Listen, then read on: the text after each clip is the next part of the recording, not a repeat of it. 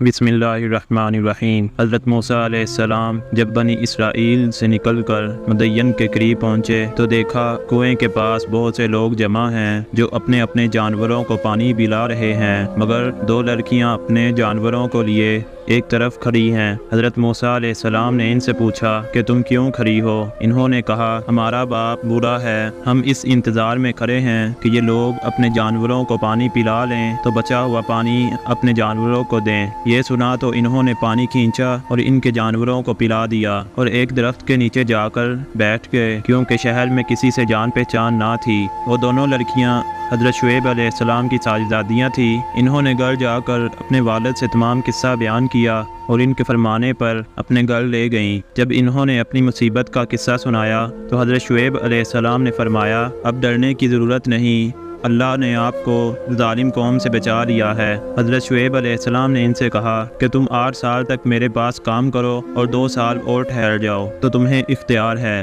مگر میں اس کا حق نہیں رکھوں گا۔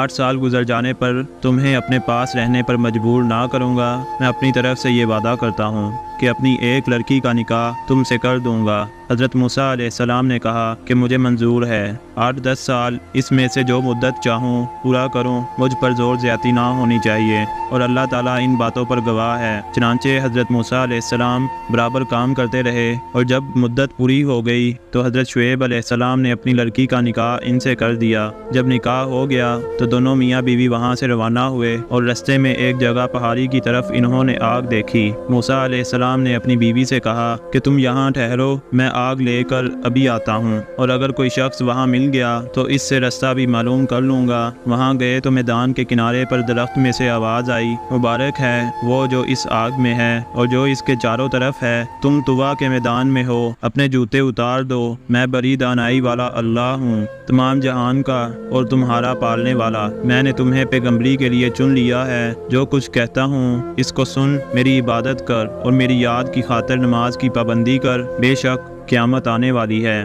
اے موسیٰ تمہارے دائیں ہاتھ میں کیا ہے؟ انہوں نے کہا یہ میری لاٹھی ہے، اس پر سہارا لیتا ہوں، اپنی بکریوں کے لیے اس سے پتے جھاڑتا ہوں اور اس کے سوا اس سے اور بھی کام لیتا ہوں۔ اللہ تعالیٰ نے حکم دیا کہ اس لاٹھی کو زمین پر ڈال دو۔ لاٹھی جو ڈالی تو وہ سانپ کی طرح دوڑتی ہوئی دکھائی دی، اس پر وہ ڈر گئے۔ اللہ تعالیٰ نے ارشاد فرمایا کہ اس کو پکڑ لو اور ڈرو نہیں، ہم ابھی اس کو پہلی حالت پر کر دیتے ہیں، اور اپنا داہنا ہاتھ اپنی بائیں بغل میں دے لو، پھر نکالو، بلا کسی عیب کے نہایت روشن ہو کر نکلے گا۔ یہ دوسری نشانی ہوگی تاکہ ہم تم کو اپنی قدرت کی بڑی نشانیوں میں سے بعض نشانیاں دکھا دیں۔ ان دونوں نشانیوں کے ساتھ ساتھ اللہ نے حضرت موسیٰ علیہ السلام کو فرعون کے پاس بھیجا اور فرمایا اس ملک میں فرعون نے فساد پھیلا رکھا ہے اور سرکشی پر کمر باندھ رکھی ہے۔ آپ نے فرمایا کہ مجھے ڈر ہے کہ وہ مجھے جھٹلائے گا، میں نے اس کے ایک آدمی کو مار دیا تھا، اب وہ مجھے مارنے کی کوشش کرے گا۔ میرا جی رکتا ہے، میری زبان کھول کہ لوگ میری زبان سمجھ لیں، اور میرے بھائی ہارون علیہ السلام کو بھی میرے ساتھ کر دے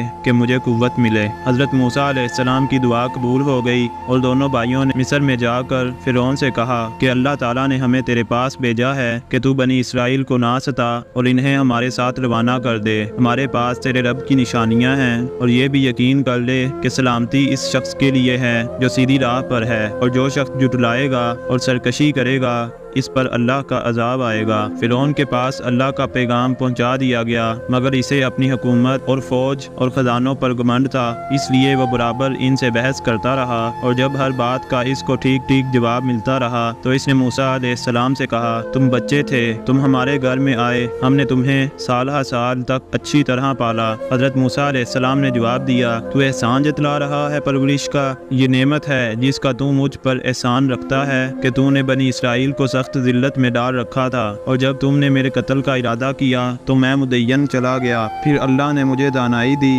اور اب رسول بنا کر تیری طرف بھیجا۔ فرعون نے کہا اور تم نے وہ حرکت یعنی قطبی کو قتل کیا تھا، اور تم بڑے ناس پاس ہو۔ حضرت موسیٰ علیہ السلام نے جواب دیا کہ واقعی میں اس وقت وہ حرکت کر بیٹھا تھا اور مجھ سے غلطی ہو گئی تھی۔ فرعون اس بات کو سن کر لاجواب ہو گیا اور بات بدل کر پوچھنے لگا تمہارا رب کون ہے؟ آپ نے فرمایا جس نے آسمان اور زمین کو پیدا کیا، جو نہ صرف تمہارا بلکہ تمہارے باپ دادا کا پالنے والا ہے۔ فرعون نے درباریوں سے کہا کہ یہ تو کوئی دیوانہ ہے جو بہکی بہکی باتیں کر رہا ہے۔